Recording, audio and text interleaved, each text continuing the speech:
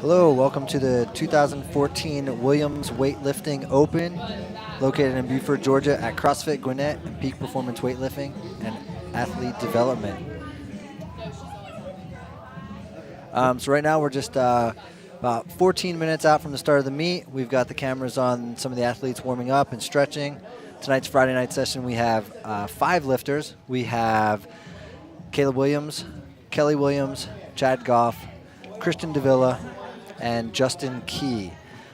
All of these athletes are what we consider our higher level lifters. Tomorrow's Saturday session starts at 8 and is going to be members from CrossFit Gwinnett and Peak Performance Weightlifting, qualifying for various meets, including the junior and school age nationals, as well as other meets around for the older athletes like the Masters Nationals.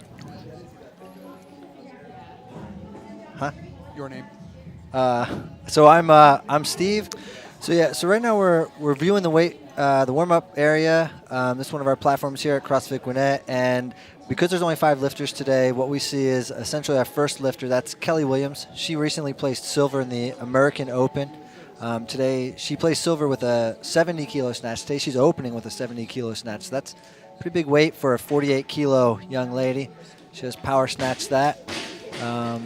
That looks like it's about 50 kilos, 45 kilos, so she's still warming up. She's about 12 minutes out from hitting the platform. Kelly's been lifting for a while. She recently was awarded the Grandmaster Champion. We like to tease her about that a little bit. Grandmaster Champion at the Masters National Meet in Savannah. Grandmaster basically means that she won both the snatch and clean and jerk overall total and best female lifter of the meet, which is pretty big time. Kelly's a new Masters athlete, but she's still on the open circuit as well. I won't reveal her age because she's a lady and she might lynch me. So Kelly and Caleb have been lifting for a long time together. In fact, they were one of the first married couples to win nationals on the same day.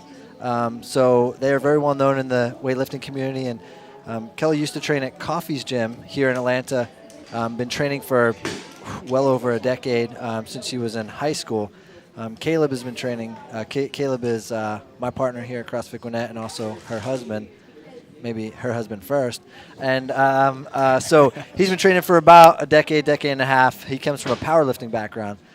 And then we got a couple other lifters today. We've got, there's the back of one of my coaches, that's Chad Goff. He works out with me doing what we call power athlete training. PowerAthleteHQ.com is one of our sponsors today. It's run by John Wellborn and his crew, and just trying to make big, strong, powerful, fast athletes. We actually have a couple of sponsors for the meet today that I just want to call out before we start. So PowerAthleteHQ.com, you can log on there for anything sort of field athlete, field strong. These are like the squat, deadlift, bench press, just preparing like football athlete type training. We also are sponsored by G2OH.com, G2OH.com, Ground Overhead. That's our apparel company. They make apparel for a bunch of boxes around the area, some custom apparel, and then they make some pretty funny shirts too. That's run by our friends Matt and Dan down at Johns Creek. We're also sponsored by Williams Weightlifting Olympic Lifting Seminars. What Kelly and Caleb and our crew do is we go around to various boxes or gyms in the area and give Olympic lifting seminars. They last about 6 to 7 hours. I've actually taken one of those seminars. Oh, yeah. What did you think of it? I actually have too. It was incredible. I'm a CrossFit coach over in East Cobb, and our gym is not really, they don't concentrate in the Olympic lifts, but it is something that very much interests me. And so my wife and I actually took the seminar from Caleb, and it was amazing. It was... I'm not a great lifter, and so it didn't. The takeaway was not the increase in my lifting ability, but my coaching ability and my ability to see what was happening. And it was just very neat. It was so neat. And if I was a great lifter or a great athlete, it would have definitely increased that. But I'm more of a coach, so yeah. You're probably undercutting yourself a little bit, Rob. But what I find about CrossFit athletes is they're pretty humble, which I like. But yeah, the seminar is actually one of a kind. If you've done some of the other Olympic lifting seminars, what you find is you spend a lot of time with the PVC pipe. Yeah. And if you've ever lifted weights, you know that there's quite a difference between a barbell and a PVC pipe. For example, when you see the clean and jerk, it's hard to front rack PVC pipe if you're inflexible like some of us bigger, more muscular guys.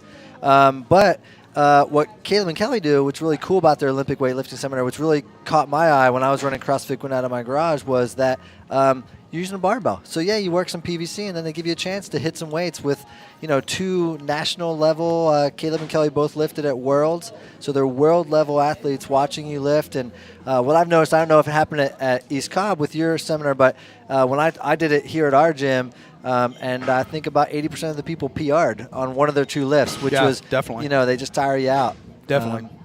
That was a good thing. It was a lot of work, but also it was the knowledge at exactly the right time. Yeah. It wasn't just a data dump and none of it's usable. He was coaching along. It wasn't a hands-off, book-only type of thing. You were doing it, and he was telling you what you were doing wrong, and then it was a very hands-on and in-the-moment type of thing. Yeah. So I would recommend it to anybody. Yeah, I'm just going to second that with one last comment about the seminars because they really are powerful. Caleb and Kelly both have different lifting techniques, lifting styles, and coaching styles. And what I found was that it's like having 2 expert eyes on you. They'll notice something, and they'll be able to give you – they're very I'm an educator. Rob, you probably know this, but I'm a neuroscience professor by day at the local college. All right. And one of the things I know about education is giving short, concise information that people can handle. And that's what I find. That's why I really like their weightlifting seminars because they just give you those little tidbits. Yep. But Williams weightlifting seminars, you can learn more about that. Get in touch if you want to host one, if you want to attend one. You go to www.crossfit-gwinnett.com. And we have a little page there for weightlifting and seminars. And if you want to sign up for one, then you can click the button to sign up for one. If you want to host one, we also have an application where you can request to host one as well. And our final sponsor is Misfit Athletics. Misfit Athletics is a online CrossFit training program that one of our lifters, Christian Davila, follows very closely. Christian is a very, very good CrossFit athlete. Really just a all-around good athlete. What you see Christian doing there in the warm-up area is what we call a drop snatch. Some people call it a snatch balance. What the movement is designed to do is to hammer the program for catching the snatch in the proper squat position. So we want those feet and those hands to hit about the same time, so that lockout in those feet to slam on the ground. That's going to help tighten up the midsection, what we call the trunk, so that you don't lose balance or lose stability catching that overhead. So that's what they're working right now is a little bit of drop snatching, a little bit of what we call snatch and press. Some people will call SOTS press. That's Chad. He just hit about a 40-kilo snatch. He's still warming up. He'll probably hit that for 2. One of the things I've observed about the Olympics is that Olympic weightlifting is that there's a progression. It's always there's little movements like you just talked about, that breakdown, that section of the complete movement that you can use to work on specifics. And it seems to me that because the movement from beginning to end has so many different places where it can go off the rails, that people have built these little sections to isolate the different portions. So talk a little bit about that, and what am I trying to say there? Yeah. So you're right on. So they call the snatch the most difficult, the fastest, the most complex lift. You can call it a pain in the ass as far as I'm concerned. It is that one that gets most people. So because it's so complex, it's actually been the subject of a lot of sports exercise science study in terms of understanding power dynamics and transfer of energy and positioning for optimal kinetics and movement patterns. So what happens is if you're trying to optimize a top-level lifter, what we're talking about is sometimes the difference between a kilo or 2 kilos. And when we think about that, what we need to think about is really decomposing the entire movement into its constituent parts. Okay. And so think about it like putting together a piece of mechanical equipment. So, you got your nuts, your bolts, car, you got your carburetor, I don't even know if they have carburetors anymore, but, I'm old, so I'm a master's lifter. So, you got spark plugs, and they all work in a specific way. What we want to do is hammer those motor patterns so that when you pull the full lift, what happens is it all just comes out like the whole is greater than its parts. Okay. And so these drop snatches, little movements that we have. Our lifters, we get to train with Caleb and Kelly just about every day, which super fortunate to have these kind of people around. But they will program specific, what we call assistance exercises, to help where assistance exercises, so that where you're faulty, then you can hammer that pattern, try and hammer it home on the full lift. I got you. Okay. So it looks like we're about 3 minutes out from Kelly Williams.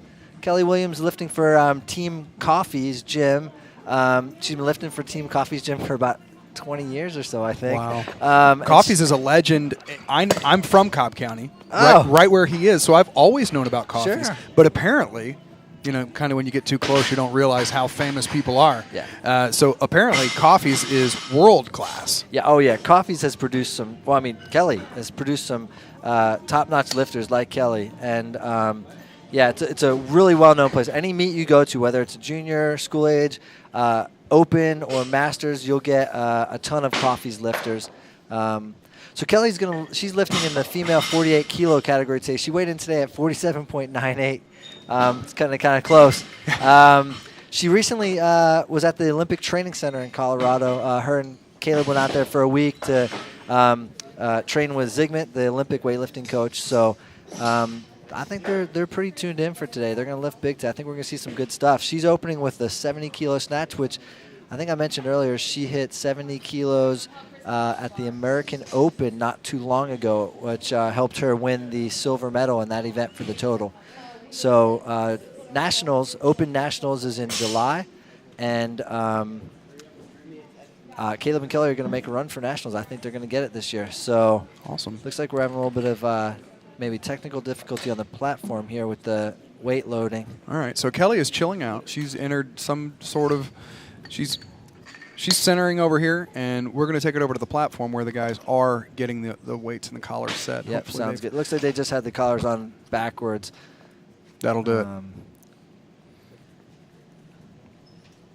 So the format for today, just walk people through what we're going to see. We're going to see each person lift a total of 3 times on each lift. That is correct. That is correct. So each lifter will have 3 attempts on the platform at the snatch, and then 3 attempts at the clean and jerk. Now, what's unusual about what we'll see today is because each of our lifters are in a different weight class, lifting different weights, we'll probably see each lifter in succession. So Kelly will probably go, Kelly, Kelly, Kelly, and then it will go the next athlete for 3 lifts and so forth. So we'll see the snatch all done first, and then we'll have a break, 10-minute intermission, where they'll warm up for the clean and jerk, and then we'll see the clean and jerk.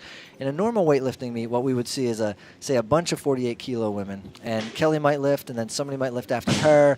It could be as many as 5 lifters in between, and that's where some of the mental game comes in, where you have to get into the weight room and think about how long you're going to lift, how long it's going to be. Do you need to take another attempt to keep warm? Right now the bar is set at 70 kilos, and we will be waiting for a call for Kelly to come to the platform not long now. Okay. So yeah, so we'll see the snatch. The snatch is for those of you not familiar, goes from ground to overhead in one movement. There's no break, so it has to go from the ground with no break in movement to the overhead locked out position. There can be no press out of the arms, so this is not a press. If there's a bend in the elbow and the athlete locks the arm out, that's going to be called a no lift. What we have is we have 3 judges. Each of the judges have either essentially what we'll call a thumbs up or a thumbs down.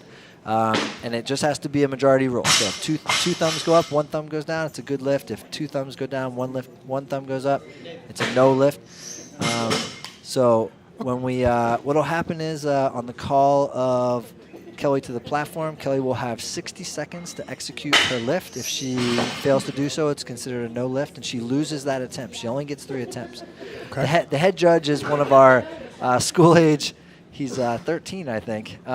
So here's David. He just got back from the Olympic Training Center, too. We had about 4 kids from the gym go to the Olympic Training Center in Colorado, which is super awesome.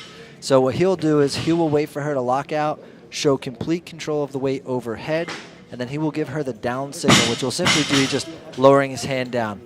So it looks like Kelly's getting back there. She's probably going to get chalked up, and she's going to go ahead and nail this 70-kilo snatch. All right. So you'll notice that it'll get quiet in here.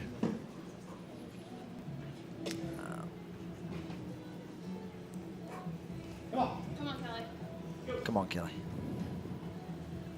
Finish.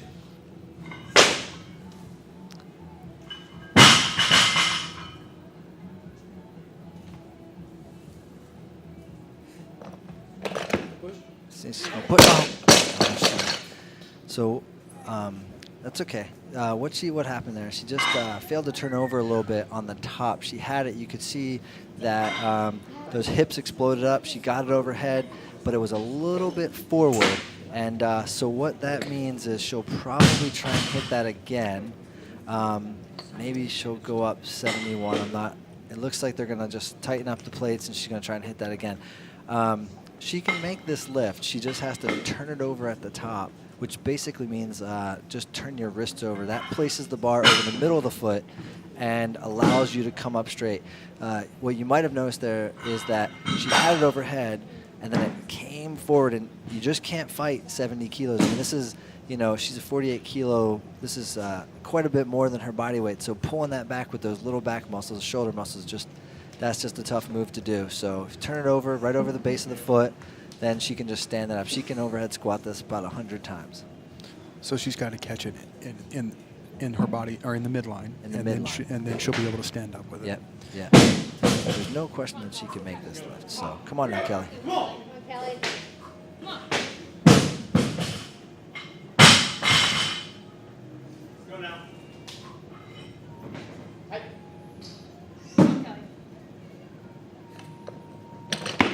That's better. So you can see what happened. Great. Nice job, Kelly. Well job. done. So what happened there is you're probably not noticing it from our angle. We got a good angle here, Rob, but she's put it right over the back. Her shoulders were back and pinned down right over the midline. She stood up like that, like it was a PVC pipe. So that's right. well done. So it's a 70-kilo snatch. That's what she hit for silver at the American Open. So I'm curious to see what she's going to bump up to. So that's her second attempt.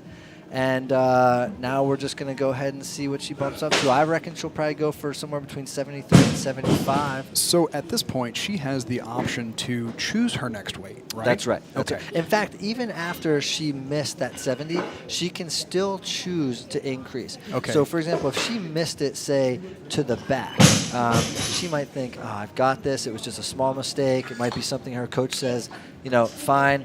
Let's go ahead and move up. She could have gone up as much as she wanted, but what you'd like to see. But could she have gone down?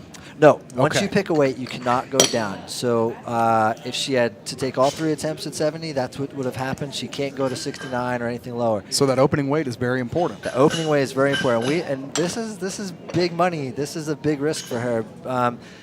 We like to tell our athletes to open with something that you could make any day of the week under any condition, because it just seals that first lift. Then from there you can go back in the warm-up room and play around and do what you need to do. But you don't have a zero. But you don't have a zero. Right. And if you miss all 3 snatches, then you bomb out of the meet, what we call bomb out. So you have to make 3 snatches, and you have to at least make 1 snatch and 1 clean and jerk to have a total. Otherwise you don't have a total, and then you bomb out.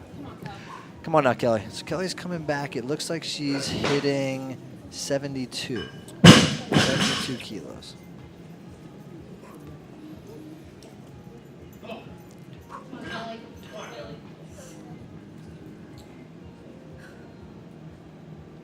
Come on now. Hey.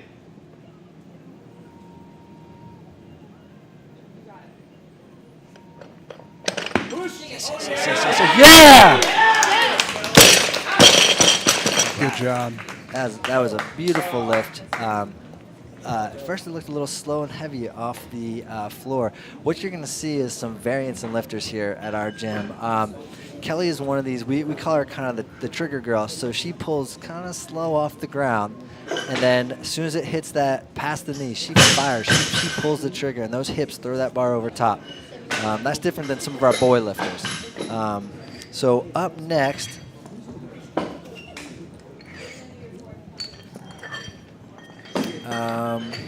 So what are these guys called that are putting the weights on? they're called bar loaders. Okay. It looks like maybe, I'm not sure what's happening here. It looks like,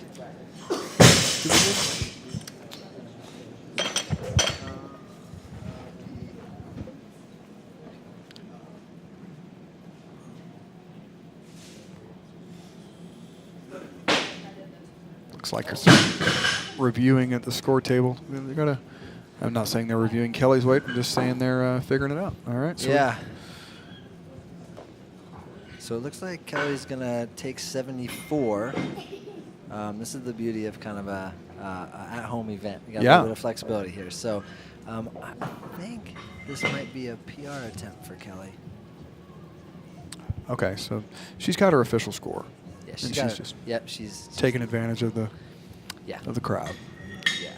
Yeah, and in fact, we do have a nice little crowd out here. We've got about 15, 20 people here checking out our coach.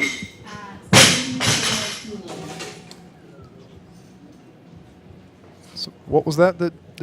So we just got the announcement she's taking for a 74-kilo lift here. So 74. Yeah, this is big. That 72 looked fast and easy, so I think she's going to pull this one up. Let's go, Kel. And is this? Do you know if this would be a PR? I don't know off the top of my head. I believe that it might be.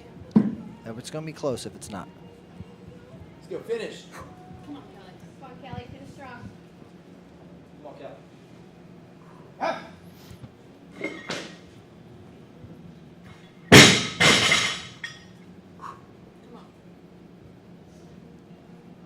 Come on out.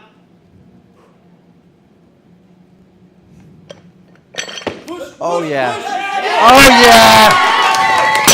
Oh, that's beautiful. That's beautiful. Look light. Yeah. I think by her celebration, that's going to be a PR snatch. Could be wrong about that, but it looked like nothing. That's awesome.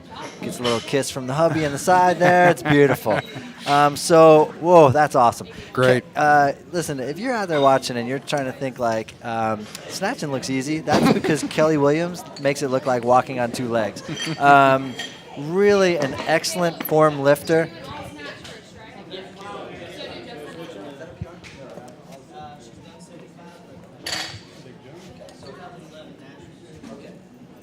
All right, cool. Yeah, so we just got word from Caleb. That is a post-surgery PR. Nice. Kelly had knee surgery, knee scoping about a year and a half, 2 years ago, and been on the recovery. So that's awesome. I think her best might be 75. So she's getting there. She's close. She's gonna take that national title home. That's awesome. Great. So now, why did they change the bar? Okay, so the female bar is 15 kilos, the male bar is 20 kilos, and essentially it's a diameter thing. So females have slightly smaller hands, and in weightlifting we use this technique called the hook grip, and anybody listening can go ahead and Google the hook grip or look up Mike Bergener. He's a hook grip Nazi. Essentially what it is, it's a way of hanging onto the bar, trying to hang onto these big weights like you would hold on to maybe your book bag, and they're going to pull right out of your hand. So the hook grip makes a lock with your thumb, and essentially just makes the grip better and the turnover faster. So you use less biceps and more hips. So what we do is we change to a 20-kilo bar for the men. That's what we'll see for the rest of the snatch sessions here because Kelly's done. We don't have any more female lifters tonight. So tonight we have, right now we have Justin Key. Justin Key comes from CrossFit Coweta in Noonan. I think it's down by Noonan. He's a 77, male 77.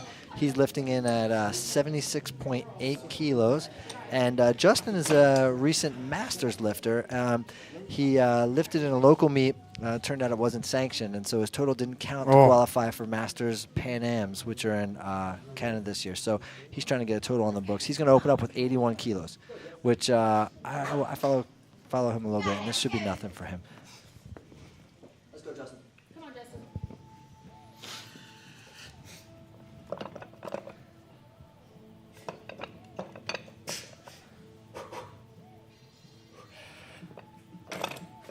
Push. Hold it. All right, so Sorry, you get that. so he can make that. He got that overhead with no problem. He got a little bit out of position out in front, tried to fight it, and what you notice is that these weights are hard to pull back. We saw this with Kelly. She tried to pull that 70 back on her first attempt.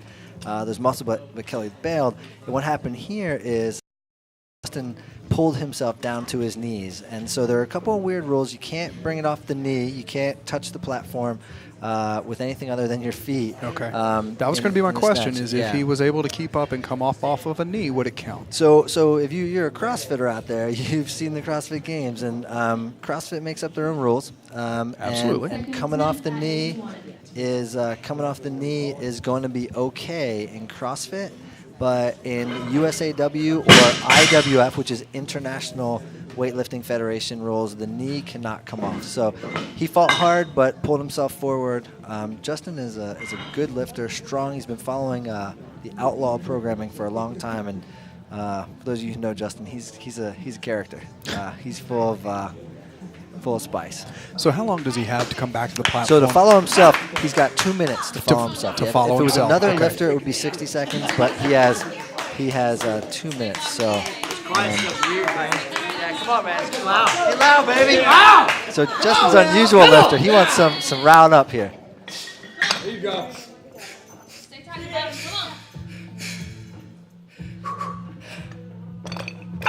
Come on. Push. Gun. All right. So he's a little bit disappointed in himself. Missed the last one forward. Didn't quite finish the pull.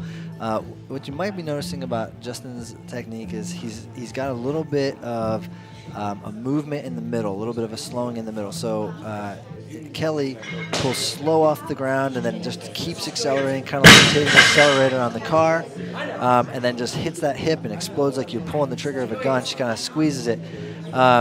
Justin pulls it off the ground and then has a little bit of deceleration through the middle to really accentuate that hip, which is potentially throwing him off kilter here. Now, like I said, Justin's an interesting character. So most weightlifters want quiet. They want to focus in. It's almost like meditative. Justin gets out here like a powerlifting me. He probably wants like Eye of the Tiger playing and like people cheering him on. That's the CrossFit in him. So it looks like he's going to go ahead and go up. He missed 81 twice. This is make or break for Justin to get a total for qualifying for Pan Am's. He needs. Does he need that weight? Okay, so Does this he need is 82 for qualification? I think he needs 82. I'm not sure 77 qualifying for Pan Am's. It's not a big weight. The Masters qualifiers are pretty low because us old guys are old. But this is the kind of guy Justin is. I heard him off on the side there. Somebody said, "Wait, you missed it. You're going up." He says, "When in doubt, go up." So that weight was beating him, and this weight won't. Let's go, Justin. When in doubt, go up, baby. 82. Yeah, no, he can make this. Justin posted a lot on Facebook, and he can make this weight. 82, this is about 179 pounds, plus or minus a few pounds there. Come on. Come on now. Don't cheer for him. Let's go. Unconventional weightlifter here. Got some noise. Pull, lock it up, push up, up. Yeah, baby. All right.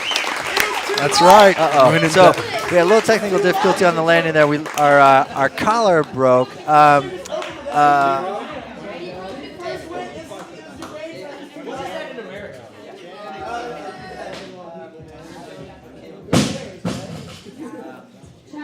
So these are some fancy collars. Yeah. So Actually, the whole weight set is really fancy. So this is a nice. This is a professional training level. Okay. We're not your traditional CrossFit gym, so we've got some pretty high level equipment. So this is an Eleiko bar. That Caleb won that at Nationals a couple years ago. That's a couple $1,000 bar, and I'll tell you what, if you go up and spin that with your foot, it's slick. It's sharp as can be.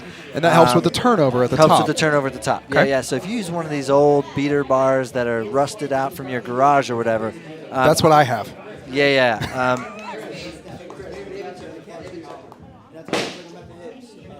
So we're having a little. One of our collars seems to have one of the little screws seems to have broken off on that last drop there. These things take a beating. So all right, we got our technical genius out there fixing it up. So yeah, this is a nice set. So the colored plates are nice. We got a Rogue set and a Work Sand set. Work Sand is a really high quality set.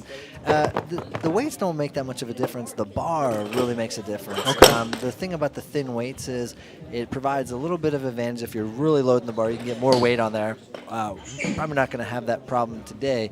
And then it provides a little bit of a different bend on the bar. So the bar is flexible, particularly in the clean and jerk.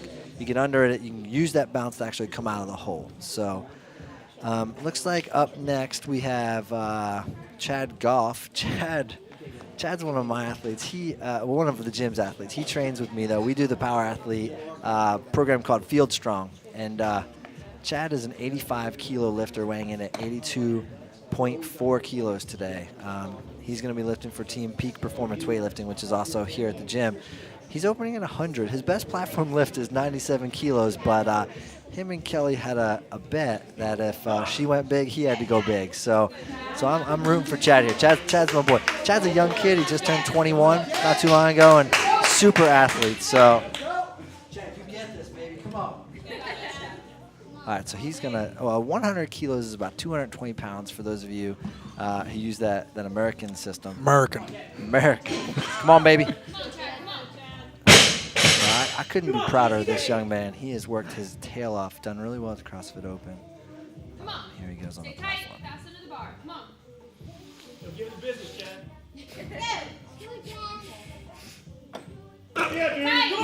Yeah. Oh, man. Okay, so he missed that lift, but he's got it. A little bit slow off the ground, a little bit of back bend, but he's going to take that again.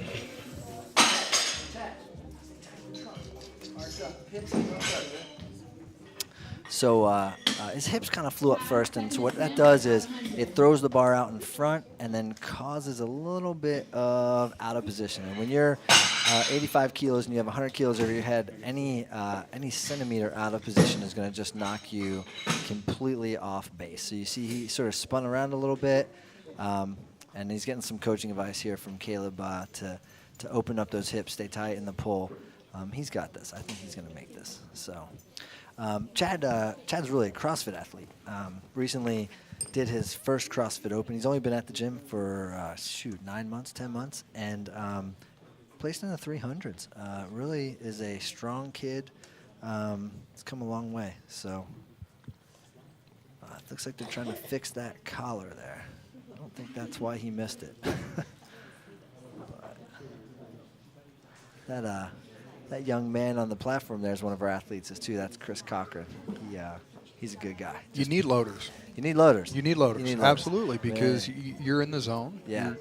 You're concentrating on your whole mechanism from end to end, the quick lifts. You got to free up that central nervous system for lifting and not worrying about what the weights are. So. Right.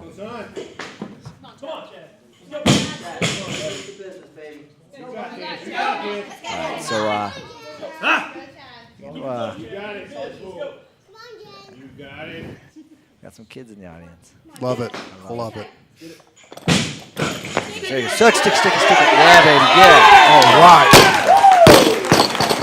So, yeah, he kind of still pulled his hips up a little bit faster. Had an arch in his back. You see, as he walked up, he kind of grabbed his back.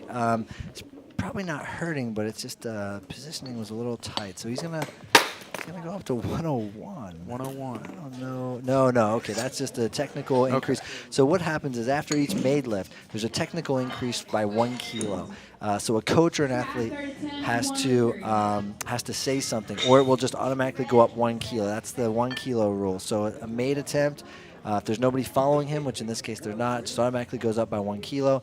But he put in a bid for 103. So this is just over 225 pounds.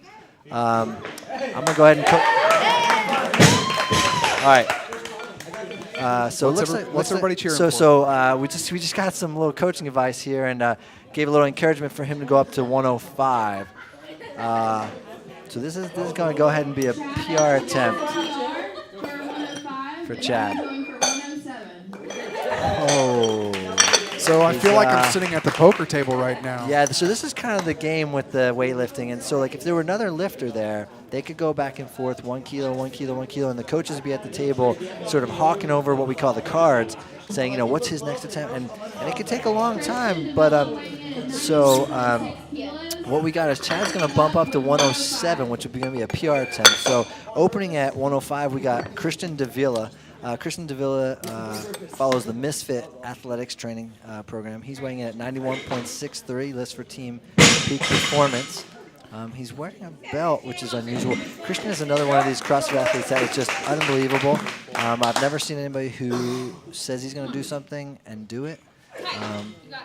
Just missed qualifying for regionals in CrossFit Games this year by 3 places.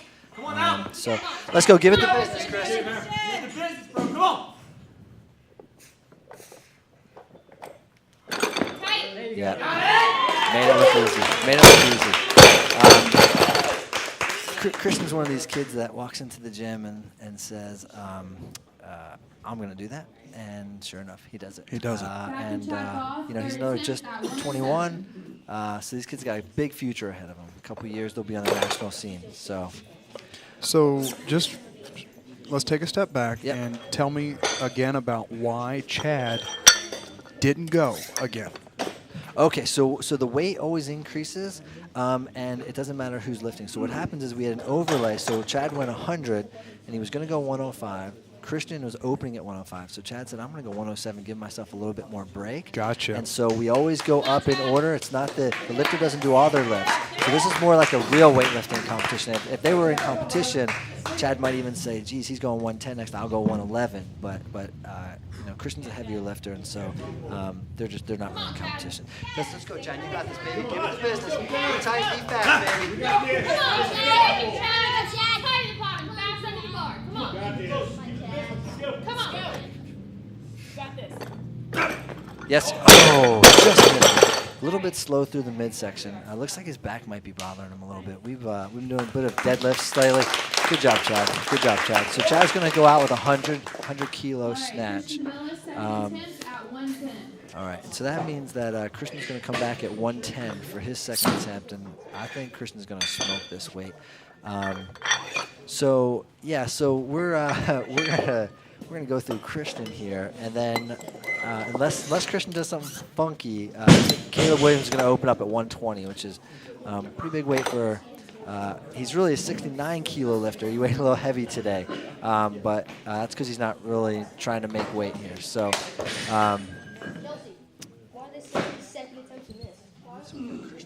Christian's coming in at 110. I don't know why they have him on the board as a miss. So this is going to be a PR attempt. Come on, you got it. Tie under the bar. Come on. Aggressive. Yes.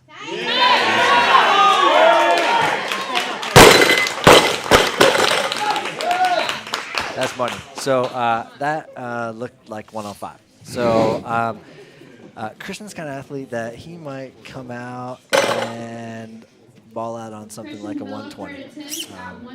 115. He's going to stay conservative. That's good, though. 115 is going to be a PR. That's big weight. All right. So it looks like the official collars have bombed out, and we're moving to the old-fashioned squeeze collars. So, Gotta do what you gotta do. Welcome to on-the-fly mechanics here. There you go. So there's an opening. The lifter will, before the competition begins, declare an opening lift. That is correct. And then they'll use their performance in that lift and the other lifters' performance to judge their lifts after that. Absolutely. But and before the competition, they've already declared opener. declared an opener, but that opener is actually flexible. So Okay. you could declare that, say, like months in advance, but realize that maybe you've injured yourself or maybe you've gotten stronger. You can go to the meet and change it on the fly. Or you might show up at a meet and find out you have a competitor and say, well, geez, they're opening. I better open it up. So let's go 115. This is a big weight for him. He's going to get it, though. Yep. Oh, man. Right there. So yeah, a little bit of thunder there. So just kind of opened up, swung it out in front, just missed it to the back just a little bit. So that is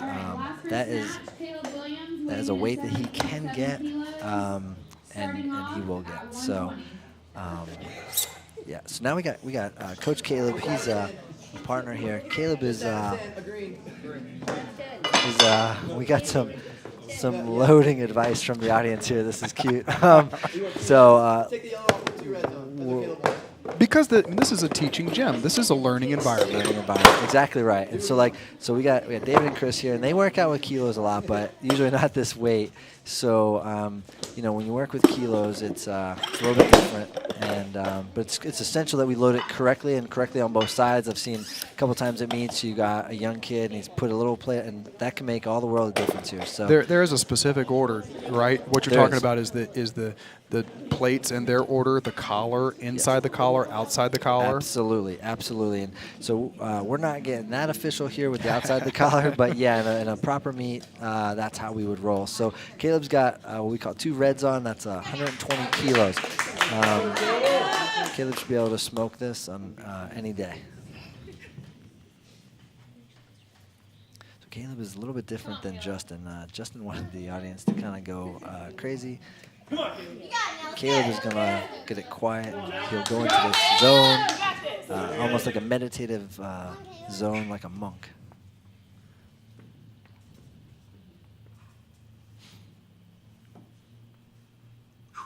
Come on.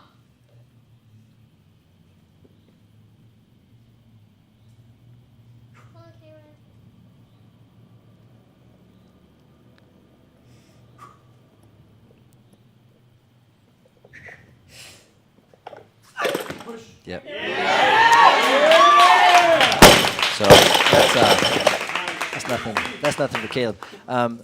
So you'll notice as you're watching the different lifters, sort of the differences in mechanics and relationship of limb length to body length. And Caleb is a shorter athlete with some shorter limbs, just stocked, and he's going to bump right up to 125. I like it. And so he's extremely fast under the bar, which is critical. Caleb comes from a powerlifting background, so his pull off the ground is strong. His legs are super strong.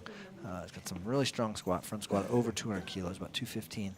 And so this is easy for him to put overhead and overhead squat. Super powerful. Caleb's also recently ventured into CrossFit and placed pretty good, placed in the 200s, I think, and maybe high 100s in the CrossFit Open. So he's been using his CrossFit to sort of assist his weightlifting, and that's probably why he's weighing a little heavy today, because the CrossFit makes him pretty bulky, what we call jacked. So yeah, we got a pretty good audience coming in here watching. Caleb's always fun to watch lift, because he's super fast. So when he gets ready to pull that bar, don't blink, because you're liable to miss it. And he and Kelly just returned from the training center with Coach Zygmunt, Olympic Training Center. Where, they just trained 2-3 times a day and just hammered them. Yeah, So, I actually saw some of the photos on Instagram. It's neat to see those. yeah, it's super cool. This full-time training. Yeah, yep. And you gotta realize that Caleb's a national champion, world team member. He's got a full-time job, family. Him and Kelly have a young son. Come on, Caleb.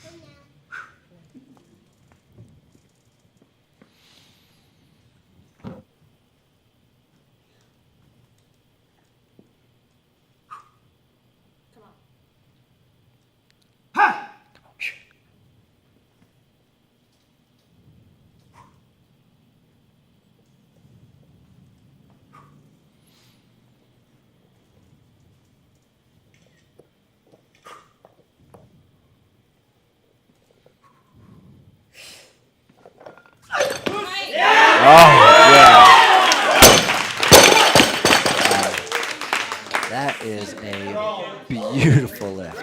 Super fast, super fast. Go big, baby. So he's going to bump up to, no. Can't be bumped up to 126. For PR, third attempt at 129. Oh, so Caleb is going to go for beating his own PR at 129. He's going to crush it. So Caleb and Kelly are actually recently sponsored by G2OH.com, groundoverhead.com, our apparel company. And y'all can log on there and hit on the CrossFit Gwinnett under boxes, CrossFit Gwinnett. You can buy some shirts, the Williams weightlifting shirts at the seminars, really good looking shirts, some really good stuff. And Matt and Dan over there, they do a good job at creating some pretty funny shirts like I will lift for bacon. They love bacon over there at G2OH. So Caleb's going to take a few minute break there. He's got 2 minutes to get back on the platform. He's going to go for a PR at 129 kilos. So 129 kilos. I'm just pulling out my little iPhone converter here. So we're going to go ahead and go ahead. 129 comes out to 284.5 pounds. And what is that? 2.2 pounds per? 2.204 pounds. Okay, Yeah, so per kilo. roughing it in at 2.2. Yeah, 2.2. Yeah. Okay. So this is big weight right here. So let's go, Caleb. Come on now. Caleb's a super fast, focused athlete. I think he can get this. This is going to be a PR. This is going to be big for him leading up to nationals in July. So. Come on. Let's go. Give him the business, baby. Come on now. You got this. Come on, Caleb, you got it. Same thing.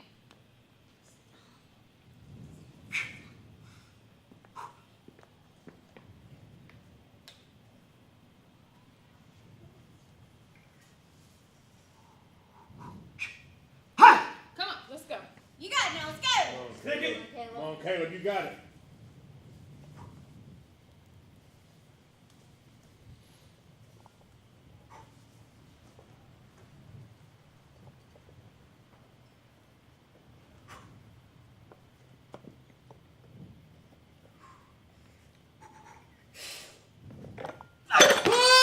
Oh, man.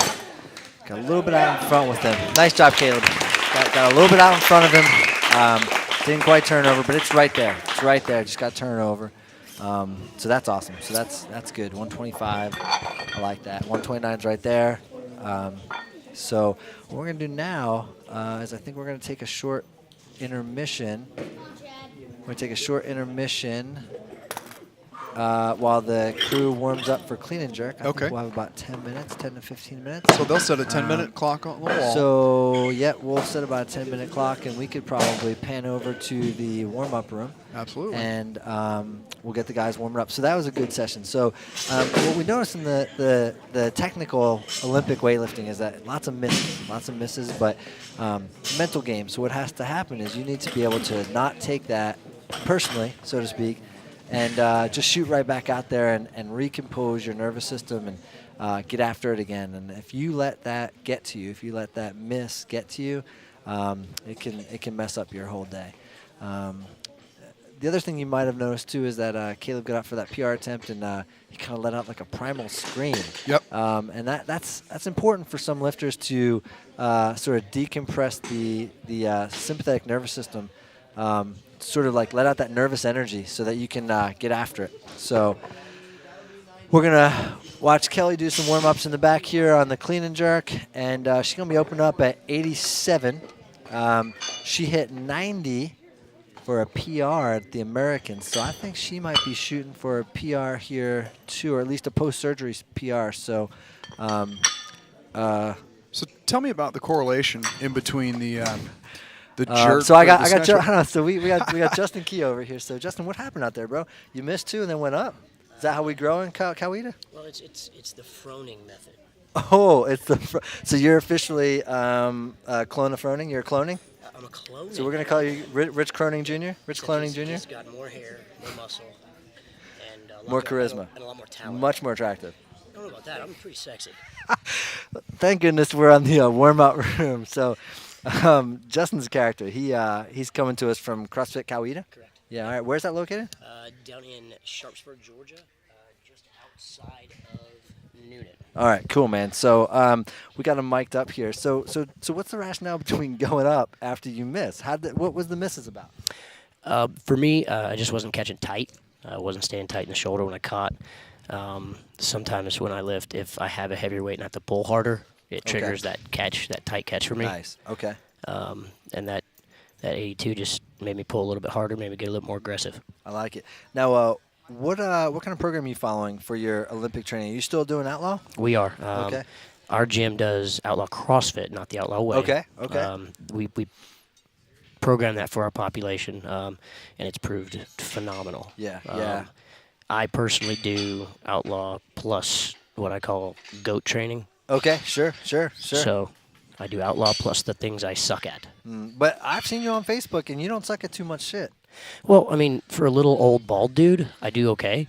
Yeah, so Justin, you're a Masters. So what do you need to qualify for Pan Ams? Oh, tell me what happened in the Southern Open. So the Southern Open has been a sanctioned event for, I believe, 30-plus years. And for some reason, the sanctioning paperwork either didn't go all the way up the chain or something happened. So my total from that meet, which would have qualified me for Masters Pan Ams in June in Toronto, didn't count. How pissed were you? Well, I get the opportunity to lift with Caleb and Kelly and all these freaks, so It's awesome, I'm right? okay with that. Yeah, that's cool, bro. We'd have you up here anyway, right? Yeah, well, this is my first time. Oh, Jesus Christ, bro. I know. It's All right, so tell me what total you need. So you got 82 snatch? so I needed 182. So you're going to clean and jerk 100 like it's your... I'm going to open with 106. Okay, nice. So you got it. Okay, easy. Yeah. Now, does that also qualify you for Masters Masters Worlds in Denmark? It doesn't qualify me for Worlds yet. I'd have to Okay. go, I believe, 6 more. 6 more. more So you kilo. got that today.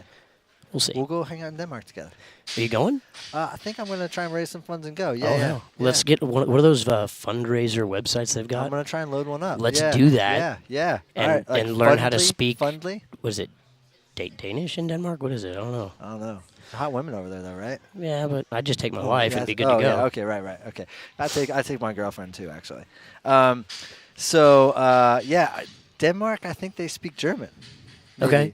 Okay. Danish. I don't know. Whatever. I don't know. Who cares what they speak? We're gonna be lifting weights. They speak kilos. Yeah, there you go. Which I still don't. I still don't speak. I know it's 2.2. So you just pulled 82. It should be like a warm up, right?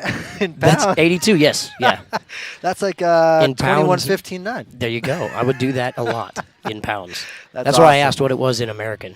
in American. American. American. All right, man. No fargan clue. All right. Well, listen. You probably need to get warmed up. Seeing as how I'm following Kelly because she's right under me in weight. Yeah. Yeah. She's pretty good. She's been doing it for a year or two. when you hold records and win stuff I mean, that's a lot. Yeah. Yeah. I don't know what that's like. Me neither. Yeah. We're gonna work on it though. For something. All Maybe, right, maybe cool. we'll do it tomorrow at the combine. So yeah, so this is the other thing. So Justin and I are gonna go to this new event, the National Pro Fitness League The Combine. NPFL. tomorrow. Say it like that. It sounds more like a pro sport. Okay, in the NPFL. See, It that could does be on sound- friggin' ESPN I know, right it sounds there, like we're on buddy. ESPN right now.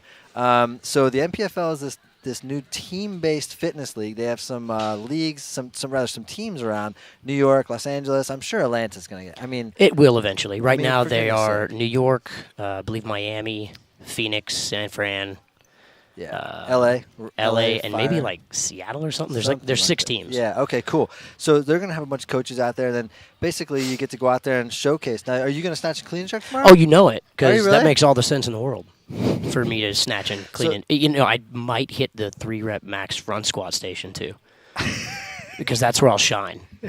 With guys like Brandon Phillips and Daniel Petro. Oh yeah. You got Petro Quadzilla out there doing front squats. Now you don't qualify for the older league, so I'm going to be 40 by the time the season starts. So you're in a very, very good position.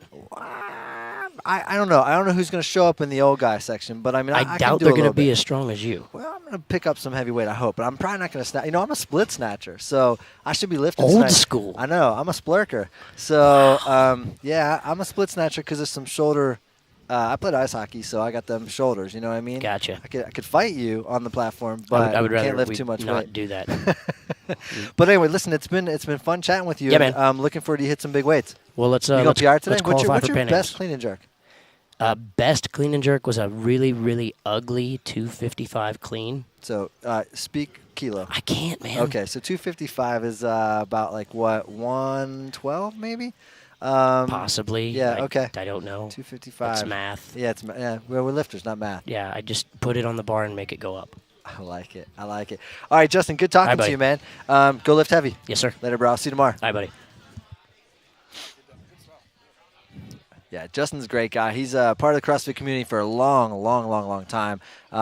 Just recently, I think went full time at CrossFit Coweta, and I mean they're just crushing it. So I'm excited to see him. He brings an energy. That's just outstanding. So pretty excited to see him go tomorrow too. So the NPFL is this new thing. And, Yeah, tell me all about that. Yeah, so the NPFL, a guy who used to work for CrossFit named Tony Budding. I guess he was like second or third in command. Branched off and started this team-based, what they're calling fitness races. So essentially, it'll be about a 2-hour event. Hoping that I guess he's hoping it gets picked up by some like local sports online stations or reality TV stations or something like that. Okay. But essentially, they've already signed a couple of big time athletes to these teams, and they're having a combine where you can try out. Essentially, what happens is each team has to have a certain number of 40+ athletes, which kind of is a game changer. Oh, yeah. And Okay. then the events run very quick. So it's like a 6-minute workout, 30 seconds rest, 6-minute workouts times 11, and you can substitute. So if the workout is something like 40 snatches, 40 pull-ups, 6 rope climbs, and then you can say, well, I can't rope climb, so I'm going to tag you out, tag somebody else in. So it's really all about coaching and gaming. Strategy. And strategy, yeah, All right. and really playing to your athlete's best. So tomorrow is an opportunity for some local athletes in Atlanta at the SGAA South Georgia Athletic Association to try and showcase what they're good at. So It's over in Snellville. It's over in Snellville. It's off of Main Street on McGee Road. It's actually it's an indoor hockey rink. They have a deck hockey rink there, I think. So that's exciting. So going to be some big names out there lifting some big weights and doing some cool stuff. So we mentioned Brandon Phillips, Petro, Ortiz, some pretty big guys. I'm not really sure what I'm doing there, but I'm going to go try and do my best. And I think Justin's going to do real well too. That's awesome. So it's a new thing. It's I think this competitive fitness is coming into its own thanks to the CrossFit Games. I mean, if you're not familiar with the CrossFit Games, you've probably been out of any kind of competitive athletics for a little while. Big time, so that's good. So let's see what's happening in the warm-up room here. It looks like we got some people chasing kids. That's something that happens here, actually. Absolutely. I Dodge the barbell. Dodge the barbell. Always smart. That's part of a game. Situational awareness, right? Situational awareness, baby. I like it. Actually, one of the things is one of my buddies, John Wellborn, who does the power athlete stuff. He's really keen on having youngsters observe high-level athletes. I mean, this is how kids learn. There's some really interesting studies out there that show that like little kids who have parents who walk with a limp will walk with a limp even though they have no congenital problem. And so they model. So, here you go. You bring your kid in here and you get to watch Caleb and Kelly and Chad and Christian lift. And, I bring my son Spencer. I don't let him watch me lift. I let him watch Caleb lift, go. Right? So, but this actually is a really, CrossFit in general, I think, is really a family-friendly atmosphere. We actually also train some young kids here, some high school, middle school athletes, and it's just a family environment. So, yeah, you'll see some kids running around that platform in there, and they might even grab a PVC pipe and try and overhead squat it or something. But, yeah, so what we're seeing now is Kelly's warming up on her clean and jerk. She's going to open up at 87 kilos. So that's not a PR for her, but it's darn close. I think her PR is 90-91. So she's gonna get after this. Kelly again knows she's got that kind of slow pull off the ground, and then that explosion through the hips. It's kind of like a trigger pull. That's sort of her MO for lifting. Whereas if you watch Caleb's just fast the whole way from the beginning. From the beginning, he's just fast. So, all right.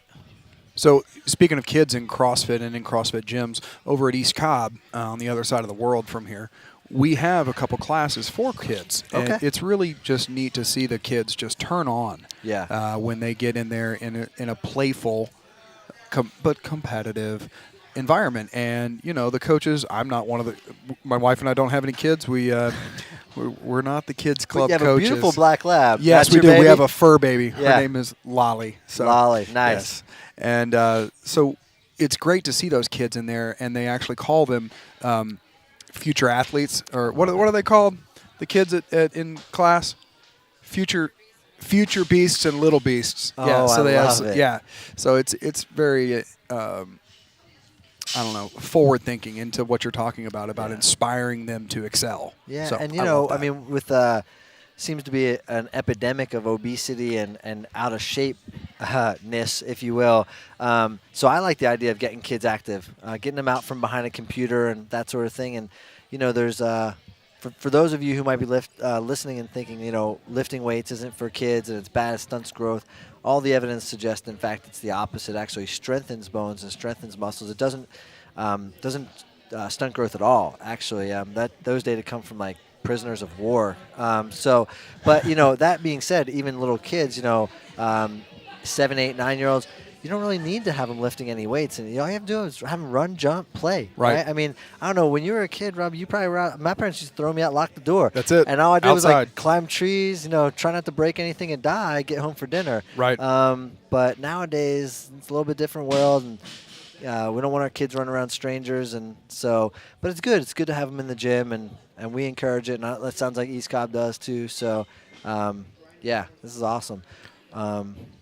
Yeah, when the porch light came on, the door got unlocked. Right? Yeah. That's right. Yep, you got it. Come on home. You're allowed back inside. Yeah, for me it was my dad's whistle. He'd whistle, and you could hear that thing.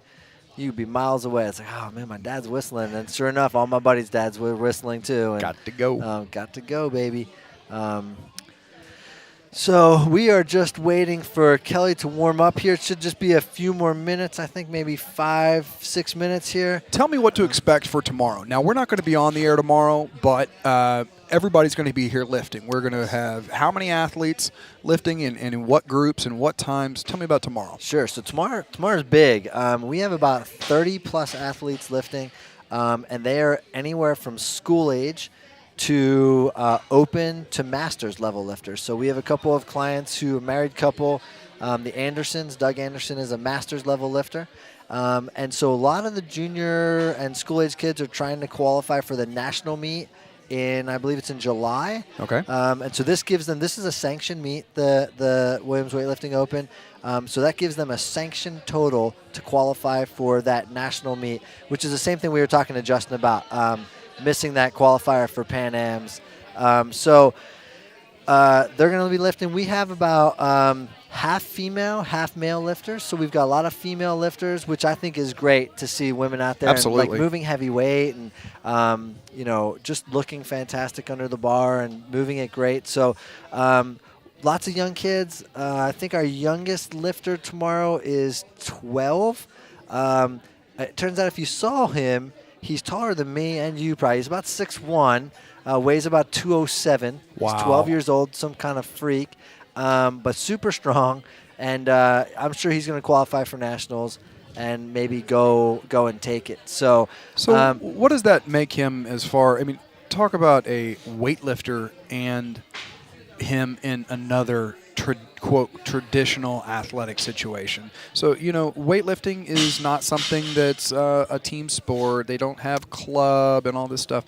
So how cool is it, and how much does it help in the other sports, the quote traditional sports? Yeah, absolutely. The weightlifting. So it turns out that Jackson plays football and basketball, is a high-level athlete in both.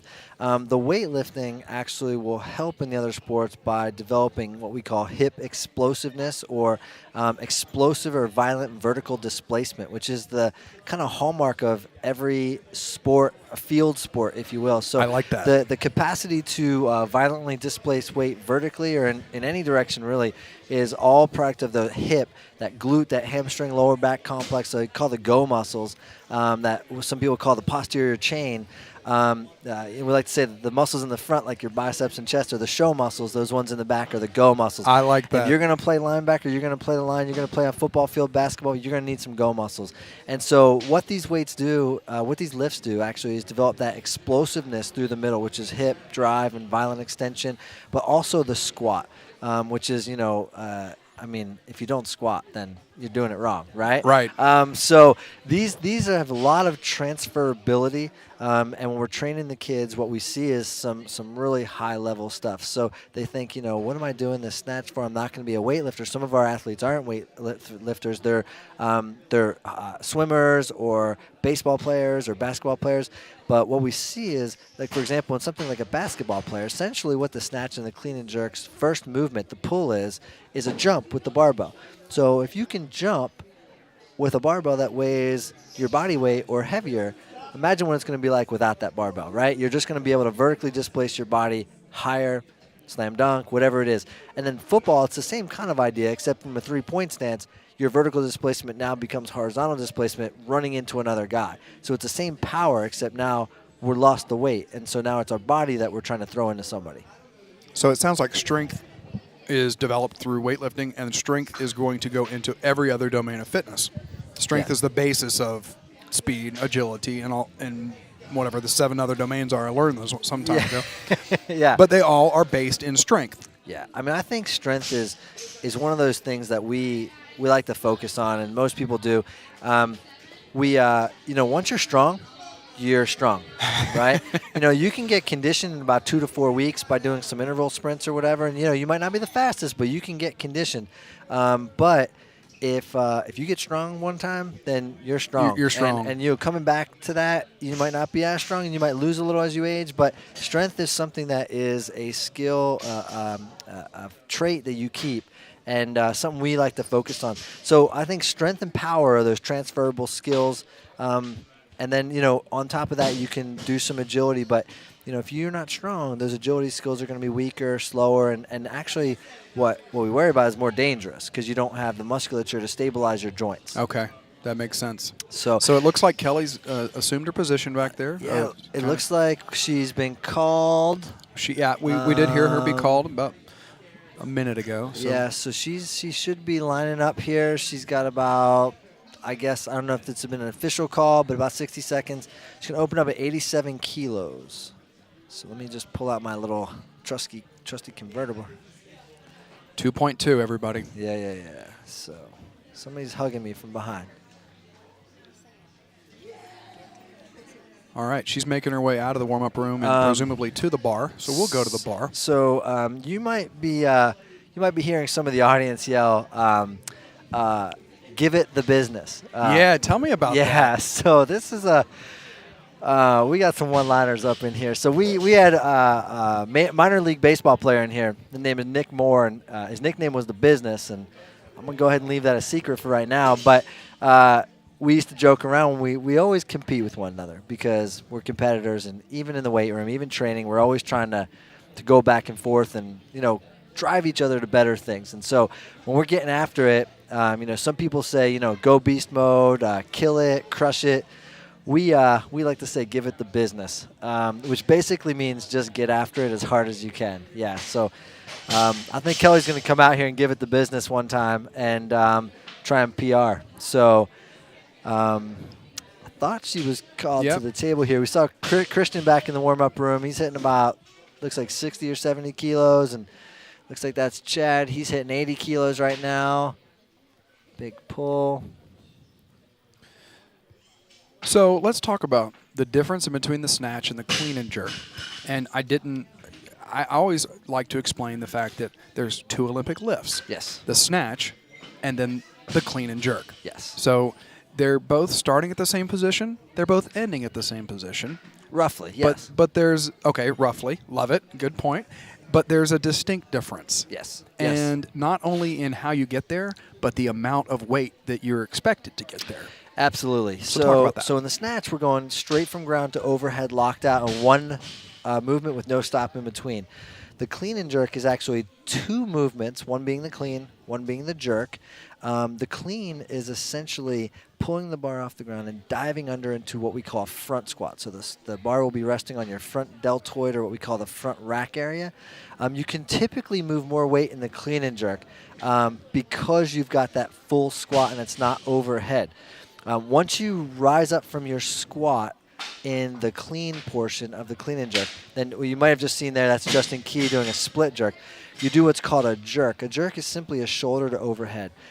Both movements are ground to overhead, but for the clean and jerk, what we go is we go ground to shoulder to overhead. So there's just a slight difference, and you can move more weight. In the old days, we used to have clean and press, which was a strict press, but we did away with that about 15, 20 years ago. So we're going to go ahead and switch to the platform, and Kelly Williams is going to come up with she's going to nail this 87 kilo clean and jerk.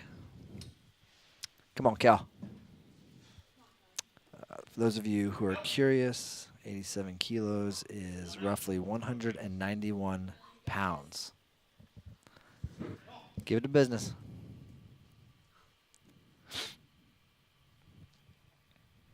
Come on.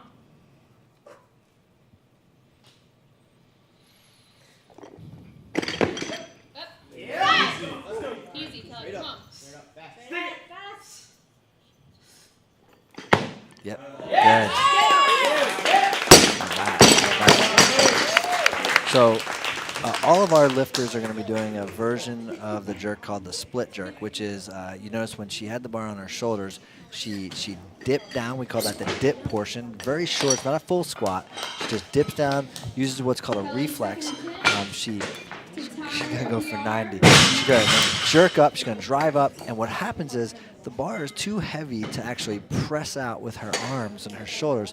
So she's actually jumping the bar off her shoulders and then pushing herself under to a locked out position. That's the split position where her legs... Locked out with her arms. Locked out with her arms. Okay. And her legs split to just give her an opportunity to sink under the bar.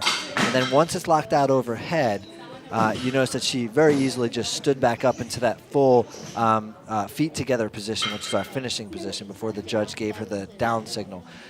So she had the full squat clean. That's different from what you might see in CrossFit. Sometimes we see power cleans. Some of us old guys, I don't split clean, but there's some guys who split clean. But the squat clean or the clean is what we typically see in Olympic style weightlifting. It gives you a very powerful squat out of the bottom. That bar's on the shoulder, then you just jerk it right overhead. I say just. So Kelly is going to go ahead and clean and jerk close to double body weight. This is going to tie her PR, which she got at the American Open. This might be a PR total for her if she makes it. So Kelly's a really good, solid lifter and been training hard. I think she's got this. You can see the focus on her face. She knows that this is a big lift. So, come on, Kel. Come on, Kelly, you got this.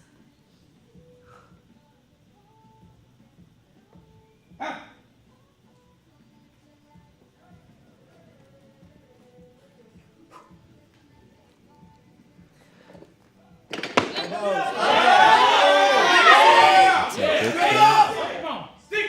Straight up, Kelly, come on. Yep, push. Yeah, baby. All right, so she made that look kind of easy. That's a 90 kilo clean and jerk for a 48 kilo woman. That's 198 and a half pounds. She's going to push that 200 bill here in a minute. I'm super. At 93 kilos. Oh, 93. I like it. So this is going to go 205 pounds for those of you who don't understand kilos. 93 kilo. This is a PR, 3 kilogram PR. So what you're going to notice is Kelly's going to get super focused. She might even give that sort of primal release of her energy. This is big time. So this is going to give her. She made that 74. She's going to have what, a 167 total. That's going to be big time. It's going to be big time. This is good. This is better than she did at the American. She got 90 for silver at the American Open. That was a PR. She was pretty stoked about all-time PR, even after surgery. So this is exciting. And you can probably hear the audience. They know Kelly's story with taking some time off for her knee surgery. And, the thing about the audience, we've got about maybe 20 people out there. Most of them are members, and they've never really seen the coaches train. Right. So, you come in, you coach, you say, come on, you get after this. They've never really seen the coaches hit big weights because we train at off times. Right. So I think they're excited to see some big weight moved around here today. Some of our male athletes can't even clean and jerk this. I got to tell you, this is a capacity seating crowd. This is really neat to see. Yeah, they're standing. And I expect tomorrow to be even bigger because we'll have families here. And so this is exciting. This is the first of hopefully many Williams weightlifting opens. Kelly is lightweight. Give it to business. Come on now. You got this, Kelly, come on. Come on.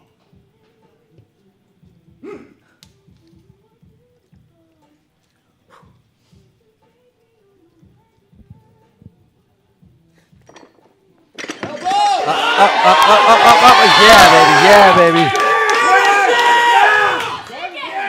You got it, Kelly, come on. Oh yeah.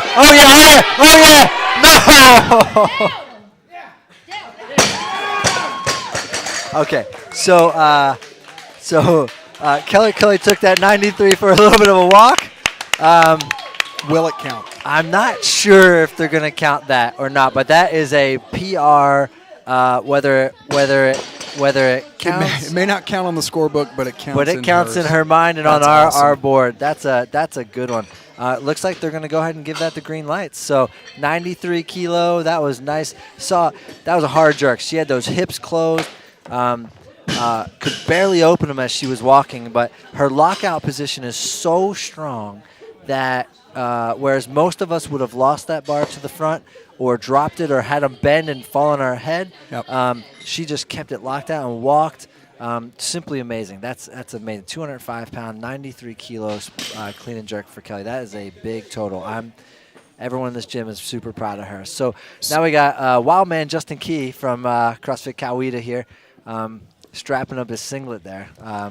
So to go back to that, I've seen the other weightlifting competitions where there is a definite enlarged platform, much larger than the one that we have Much larger, here. yeah. This is a training platform. It's a training platform. Right, That's right. okay. Yeah. This is a training platform. So we're given a low degrees of freedom here because it's a local meet, and the platform is small. It's really only the size of one, not even a complete piece of plywood. So we don't expect that very often. We don't expect our lifters, especially our top-notch lifters, to go for a walk. But okay, so we got Justin Key coming up. Again, he's 77 kilo lifter, unaffiliated, lifting 106. This will tie. This will qualify him for the Pan Ams. Let's go qualify one time. Come on now. Okay, easy, clean. Easy. All right. So Justin's stoked. He just qualified for the Masters Pan American Championships in Toronto, Canada. Big weight lifted off his back. That's big time. Go big.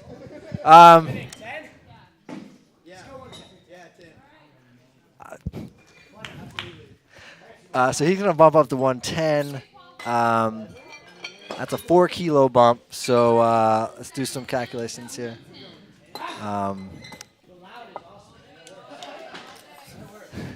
So he's going to go for 242 and a half. This is a big weight, 110 kilos, 242.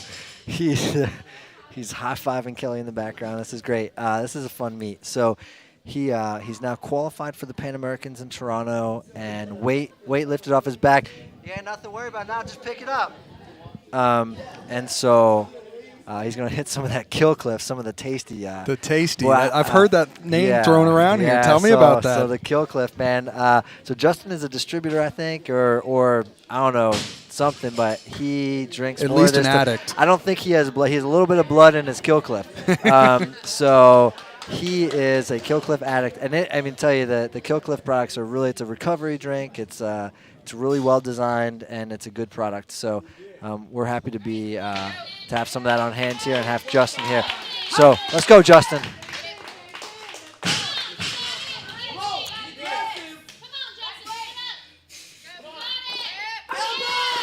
All right, so all right, there we go. There we go. Lock it. Good. Yeah, baby. That's awesome. So he's pretty stoked. I love it. seeing it fired up. He's Yep. so stoked. So stoked. So he said his best was 255. He'd have to hit 116 to PR. So I don't even think he cares at this point. So he's going 113. He's going 113. All right, then. So he's going 249. 249. That looked easy. So Justin's one of these lifters that looks like out of the hole, looks like he's going to be pinned. His ass is going to hit the platform hard coming out of that squat, and then overhead. What you see in these events is oftentimes somebody's stronger in either the leg portion or the upper body portion, so that the squat looks, boom, they come out, but then their jerk is a little messy. Or they fight for that squat, and then the jerk looks like nothing, right? So I see that he bounces a little bit at the bottom. He does, and I think that's because it feels heavy to him. Okay. So what we like to see, and what really has happened is he's losing some of that trunk stability. He's rotating his hips under, got a little butt wink there because it's heavy. It's a weird position to catch in. He's fortunate enough to be such a good athlete that he can regain that trunk stability and squat out. Most athletes, when it gets real heavy, they lose that trunk stability, and they're not coming out of that hole. Justin's he's used to doing high reps and maybe being in bad position, so he's trained those patterns. But yeah, he's a good athlete. So that balance is just to try and give him a little more momentum. It doesn't always work. Let's go now. All right.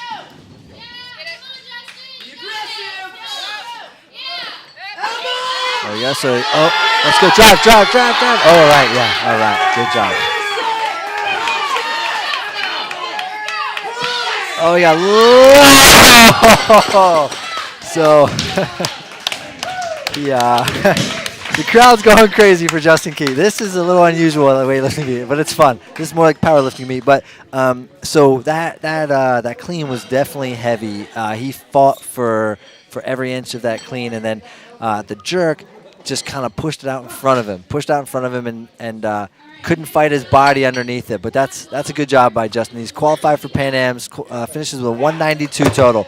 So that's good. I'm proud of Justin for that. So it looked to me like his split was a little bit deeper than he anticipated. Would you? Yeah, I think what happened was it was heavier than he anticipated it being, or maybe felt heavier than it anticipated, and forced him lower, which forced him out of position. And so it's hard to say without a replay, but what I saw was his back foot actually came. It was almost like his front foot didn't move, and he stepped back, which automatically will push the bar out in front. Right. And so Rob and I are over here imitating the movement. What's supposed to happen is your body's supposed to stay underneath the bar and just sink down as both feet move, sort of vertically displaced from or horizontally displaced from the center of gravity of the bar. That way you have a solid core. Once that upper body bends, imagine trying to do something like a good morning or a hip bend with, over 100 kilos. Unless you're a top-level athlete or a power lifter or Louis Simmons, you're probably not going to be able to do that. So that was good. He just a little bit out of position, and that's okay. That's good. We got Chad Goff. Chad Goff has a bit of an unusual clean jerk technique. He's got a little bit of a wide. He's got a little shoulder mobility stuff going on. He's got a little bit of a wide grip on the bar for his jerk, but it works for him, and he's going to move big weight. So he's going to try and hit 125 here. Again, so let me give you some American math. Yo, Chad, you give this the business, baby. Come on. This is gonna be 275.5. We got a full-time coach and a full-time commentator here, guys. So you are the real insight. Let's go, baby. Come on. Chad's got this. Clean is super easy. Chad can squat that easy. He's just got to throw himself under the bar. Oh, God. Oh! So what happened there? Lockout, money jerk, tried to recover too soon, and it got out in front of him. Just needs to be patient. He's excited to get this. So he's going to hit 120. Does he have to go up, or can he stay? No, he can stay. So this is a gamble, but he knows that he had it locked out and rushed the recovery. So he's going to learn from his mistake as he moves forward. Let's hope so. I'm going to kick his ass if he misses it. So Chad and I are training partners, and I kind of give him a little coaching here and there. So I want to see him do well here today. I think he's got 128. He's got way more than him in this. So he's going to rest for a little bit. He's going to try and get under that jerk one time. You get under that jerk. You got this. Come on, Chad. Chad, be patient, baby. Be patient. You got this, Chad. All right, so he just needs to he'll nail this clean. Has to be patient recovering from that jerk. Come on. You got this. Come on, baby. There you go. There you go. Come on, get it. There you go. Get in the zone. Come on, you got this. Get in the zone.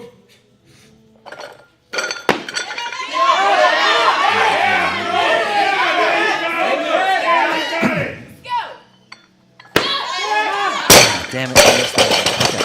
So, got little bit out of position there, pushed out in front. That's 282 pounds. It's 128 kilos. He's got that. He's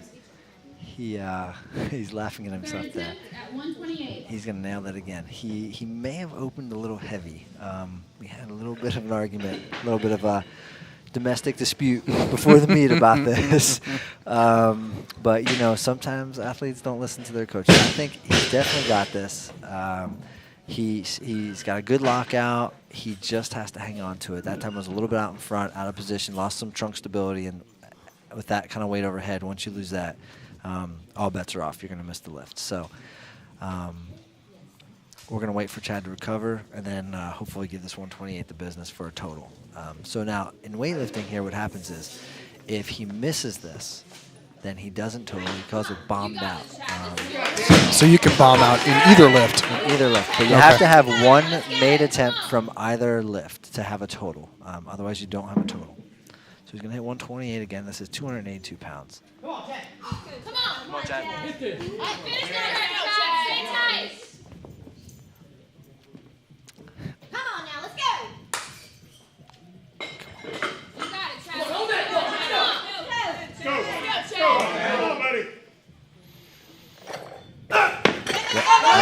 Easy. Just a clean look. Easier than the last one. He's in good position. Right there. So he had the lockout. His elbows bounced out. It's okay. It's okay. Elbows kind of hit and bounced and couldn't recover. So that's okay. So we have. So Chad doesn't get a total for today.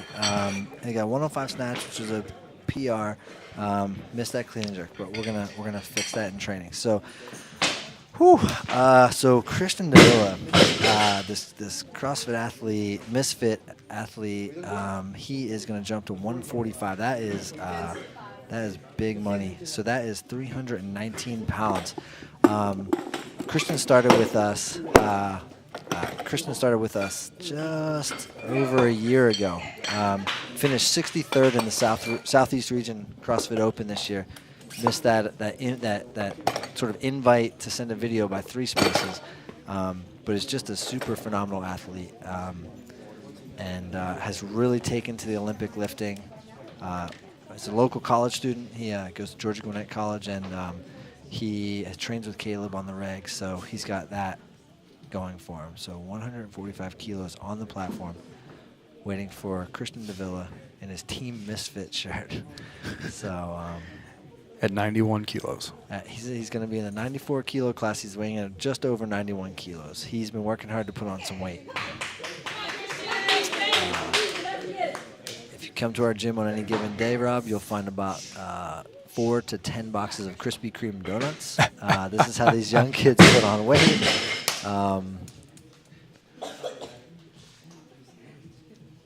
on. Let's go, brother. This is a big weight. I've seen him hit this several times in training. So He's a tall guy. Come on, let's go. very tall dude.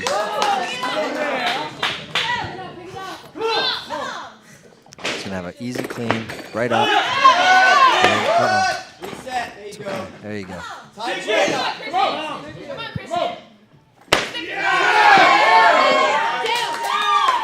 That's good. All right.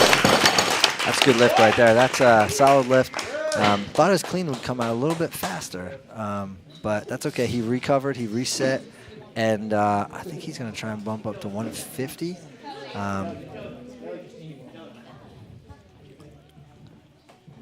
So he's talking to one of his coaches here about what to go to. He might not go 5 kilos. That's a lot, but he might go 148 and then try and go 151 or 150. 150 would be a big PR.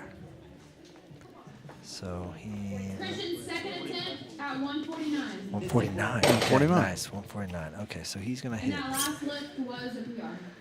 Yeah. Oh, all right. So maybe, yeah, it was 140 maybe I've seen him hit in training.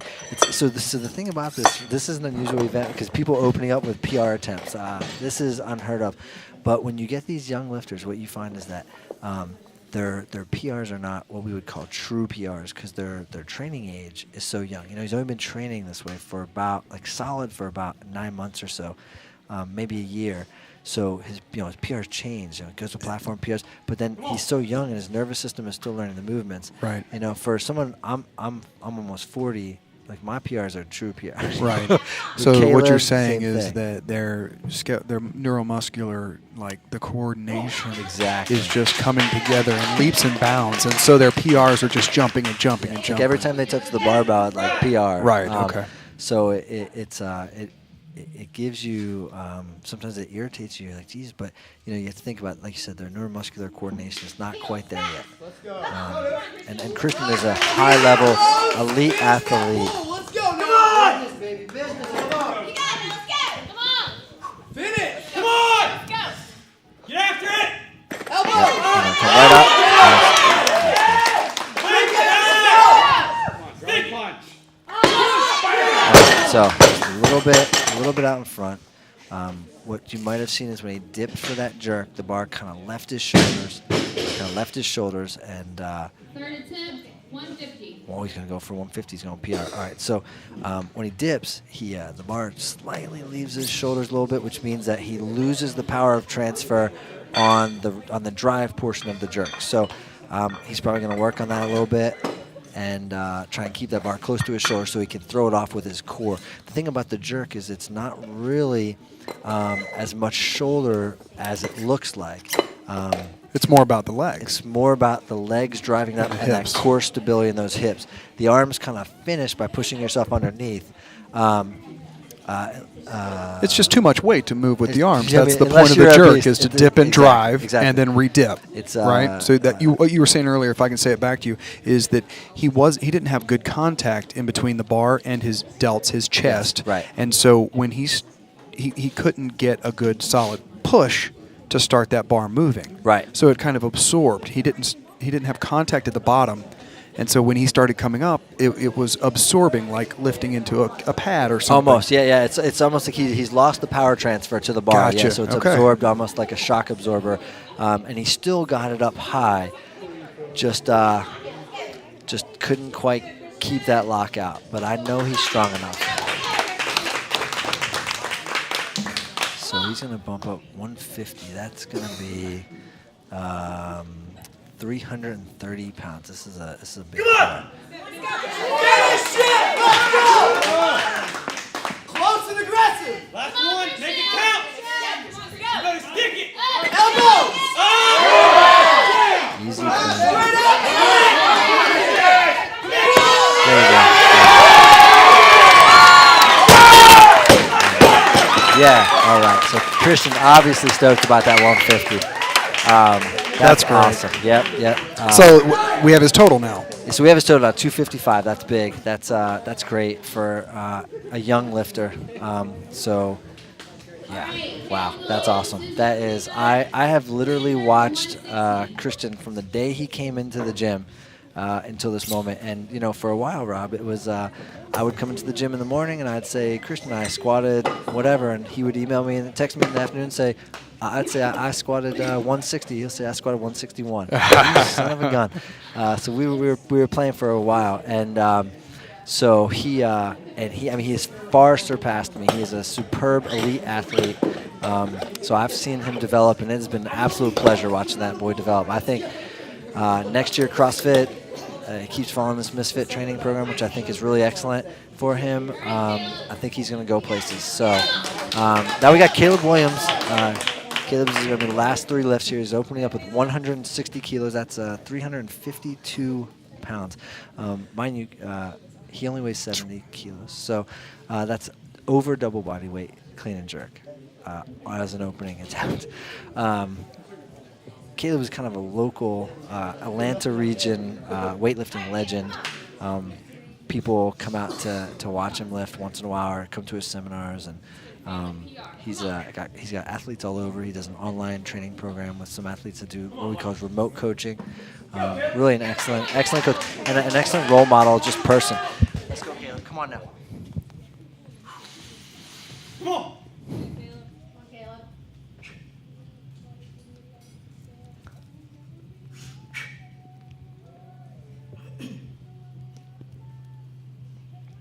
Come on, Caleb. Come on.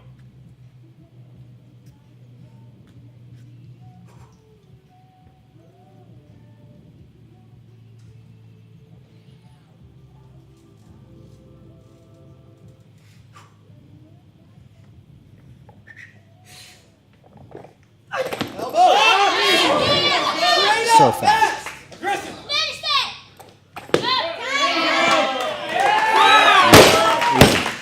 So you'll notice a difference in the cleans of Caleb relative to the cleans of some of the other athletes, which look like they might not come out of the hole. He looked like he might not have been holding any weight. It was It so kind of fast. looked like a PVC pipe. Yeah. Caleb has some of the strongest legs per pound of body weight, I think, around. His max front squat is something like 215, 220 kilos, so somewhere close to 500 pounds. He is an extremely strong squatter, and so getting under that clean and bouncing out, he always tells us if it doesn't happen fast, it's not going to happen. He's a very fast athlete. Now speaking about himself. That's speaking about himself. Okay. Yeah. I mean, Gotcha. he likes to say that about us, too. So I just got word from Justin Key that we got people watching from California. California. So what's up, bro? Hello, California. That's how we roll out here. Yeah. Welcome to Beaufort, Georgia. Stay in California. All right, so it looks like he's going to go 165. So it looks like Caleb might be going for a final attempt, which would be to break his own American record, which would be 166. So he might try and get 168 today. So he's going to go 165, it looks like.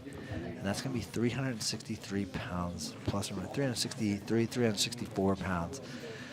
I would expect the clean to be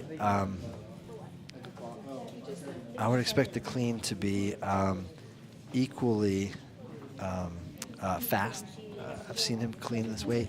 The jerk should be good too. Caleb is kind of a clutch competition lifter, very strong. So again, he's weighing in today at 70.7 kilos, just over the 69 kilo mark, but did nothing at all to try to make weight for this meet because he doesn't need a qualifying total. But I think that 1 kilo would make very little difference. Caleb has been relatively untouched in the 69 kilo class, American weightlifting. Going to make a run for nationals and worlds and maybe the Olympics in a couple of years. So let's go, Caleb. So again, I'm going to tell you if you're watching, don't blink because you're liable to miss the clean. Come on now. Come on, Caleb. Come on. Here we go, Caleb.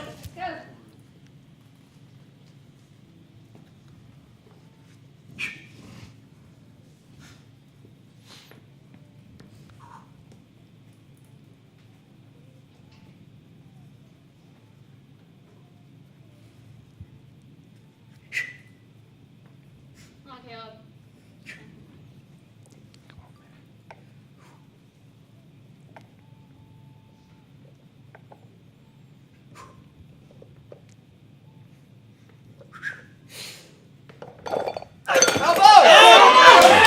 Fast. Straight up, speed. Stick it. You got it. Easy. 165. Gets the down signal, so we're good. Awesome. So 165 is good. So that's Wow. Man, that is fast. So that was 363, 364 pounds. Notice again. 168. So he's going to try and break his own American record. This is going to be for 370 pounds. 168 is going to break his record. So this is not going to be an official American record if he breaks it because of the meet, but it doesn't matter. It's going to be an American record. Yeah, this is exciting. This is big stuff.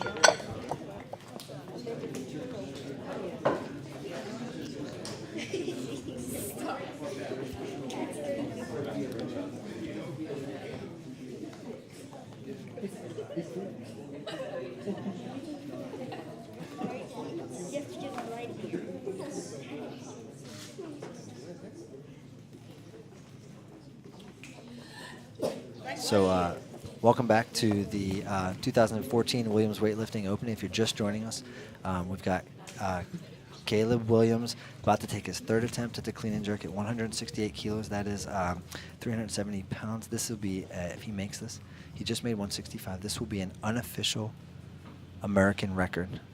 Caleb actually holds the American record for total and clean and jerk. This will be a PR and an unofficial American record. So Caleb is just focusing in, trying to get his mind right for this lift. So again, welcome back to the 2014 Williams Weightlifting Open at CrossFit Gwinnett, Peak Performance Weightlifting in Buford, Georgia. You're looking at the last lift of the meet. It'll be the last lift of the meet. Caleb Williams going for an unofficial American record and a PR at 168 kilos. He'll be following himself. We had some PRs today already. Christian Davila just PR'd with 150 kilo clean and jerk. Chad Goff PR'd at a 105 snatch, bombed out on the clean and jerk. And Kelly Williams, Caleb's wife, PR'd at a 93 kilo clean and jerk. And post-surgical 74 kilo snatch. Her best snatch on record is 75. She got 74 today, but she did have knee surgery not too long ago. So again, we are just awaiting for Caleb Williams to follow himself with a unofficial American record attempt at 168 kilos. So you're going to hear some crowd noise here before it gets quiet and allows. Third attempt at 168. This will also be an unofficial American record. So you just heard the announcer Kelsey say 168 PR attempt, unofficial American record. This is exciting. It's official. This is national. You got it.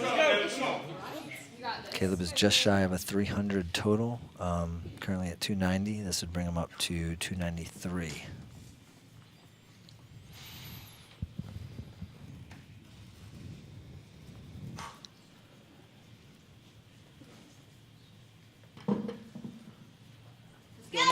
Finish the job, Caleb. Let's go, baby. Come on now. Come on, finish the job, Caleb. Let's go, baby. Let's go.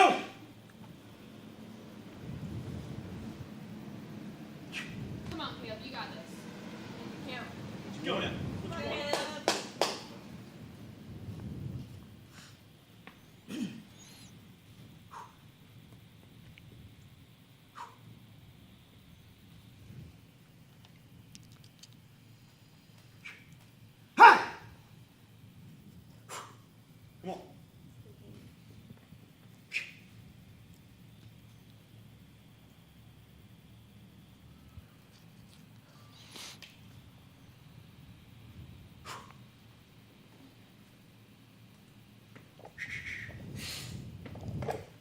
Come on.